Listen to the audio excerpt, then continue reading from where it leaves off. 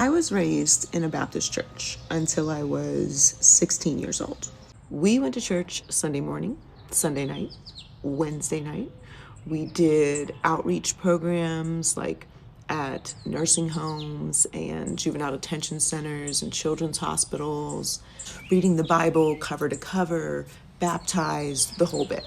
I have a deep, immense, true admiration for Christians who walk the walk. I'm talking about kind, understanding, peaceful, loving, really, truly leading with spirit. And I know a few of those people. And Kevin and Melissa are two of those people. What I know way more of is church people. And church people are one of the main reasons why I don't go to church anymore, and why I have such a deep irritation with the entire idea of organized religion. It is such a put on. It is such a performance. It is such a, God doesn't play about me. Forget what you've done here on this earth, picking and choosing which Bible verses apply loosely to who you want to hate this week, because there is no hate like Christian love. So in some ways, I'm kind of grateful that I don't actually have to sound like a crazy person anymore when I say that, most Christians are wild hypocrites and they don't follow the teachings of Jesus.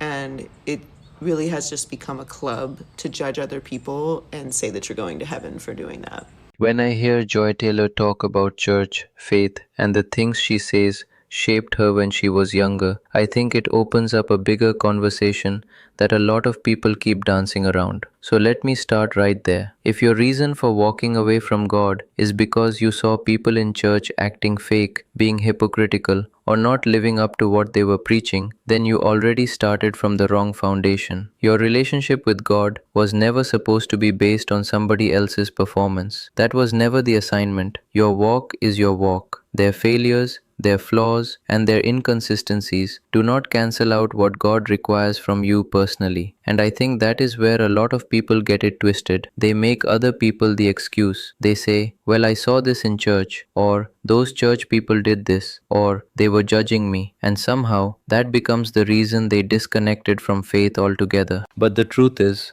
people are imperfect everywhere. You can find fake people in church, at work, in your family, in politics, in friendships, everywhere. So if imperfection in people is enough to make you walk away from God, then maybe your connection was never really rooted in God to begin with. Maybe it was rooted in culture, routine, or other people's approval. And let's be honest about something else. Just because somebody says they're Christian does not mean they're actually living a Christian life. A lot of people claim Christianity because that's what they grew up around. It's tradition, it's family background, it's what their parents did. Same thing with people who say they're Catholic. A lot of them were raised that way, went to a Catholic school, or come from a Catholic family. But that does not automatically mean they are practicing the faith in a real way. So titles don't impress me. Labels don't impress me. What matters is how you actually live, what you actually believe, and whether you're sincerely trying to line your life up the right way. That's why, when I hear people give these long explanations about why they left the church or why they moved away from faith, most of the time it sounds like justification more than anything else. It sounds like people trying to make peace with the choices they already wanted to make. And listen, if you want to live your life a certain way, then live it. That's on you. But don't act like you need to build a whole case against Christianity just to feel comfortable with your decisions. You really don't. Just say that's the life you chose. Because at the end of the day, faith is not about pretending people are perfect. Real Christianity is about pursuit. It's about growth. It's about striving to become better, even though you know you're going to fall short.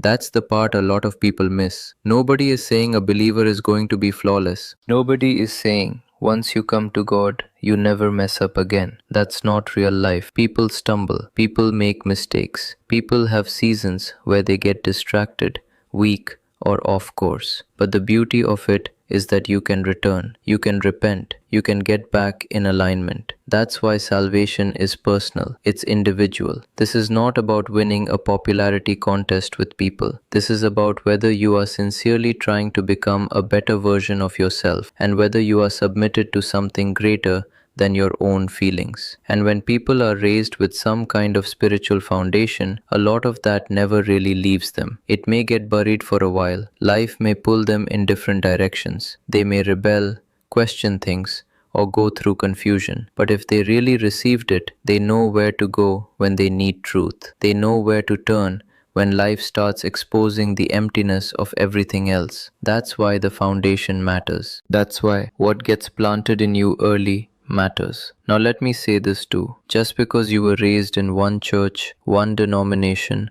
or one particular environment does not mean that is the only expression of faith you will ever know. Sometimes people outgrow a certain church home. Sometimes they need a healthier environment. Sometimes they need stronger teaching. The church is bigger than a building. Going on Sunday, showing up on Easter, or attending Bible study in the middle of the week is not supposed to be some empty ritual. It's supposed to strengthen you. It's supposed to sharpen you. It's supposed to give you the tools you need to navigate life the right way. And gathering with other believers is supposed to encourage you, build you up, and connect you with people who are trying to live with purpose too. What bothers me is when Christianity keeps getting blamed or mocked because of the bad examples people choose to spotlight. I'm tired of the faith being represented only by the worst behavior people can find. I'm also tired of people who aren't even actively trying to live this out, acting like they are the authority on what Christians should be. A lot of them don't even understand the real work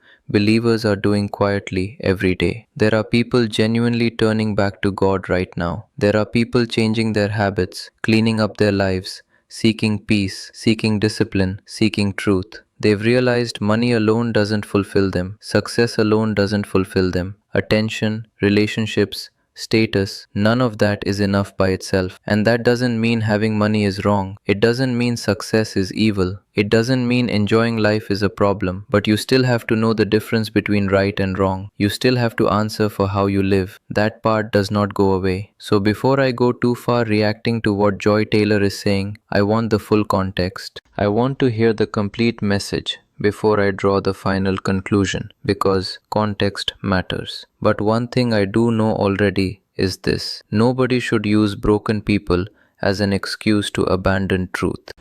So, yeah, if there's any confusion, I love gay people also.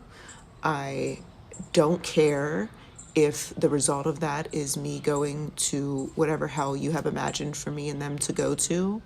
I don't care if you think the truth is that God will not accept it. I don't care about that. That is your reality. That's your journey. Okay? It has nothing to do with me. Your imagination has nothing to do with me.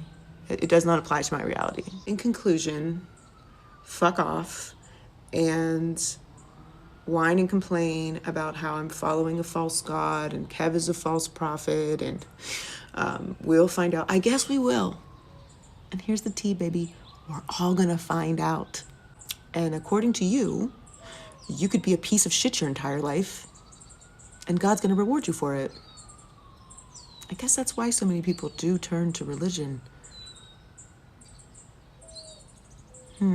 Yeah, let me make this clear so ain't no confusion about where I stand. I love gay people, and I'm not about to sit here acting like somebody's existence, love, or life decisions make them less worthy of compassion, dignity, or respect. If somebody feels like that means I'm wrong in the eyes of their version of religion, then cool, that's their belief. That has nothing to do with me. That's your conviction, your interpretation, your journey. It does not automatically become mine just because you feel strongly about it. And that's really the bigger point here. A lot of people want to force their personal beliefs onto everybody else and then act shocked when people reject it. If you believe God sees it a certain way, then that's between you and God. But I'm not going to move through life carrying fear over a hell that somebody else keeps trying to assign to people. I'm just not doing that. We're all going to find out one day anyway. Every single one of us. So until then, I'm not interested in living my life based on somebody else's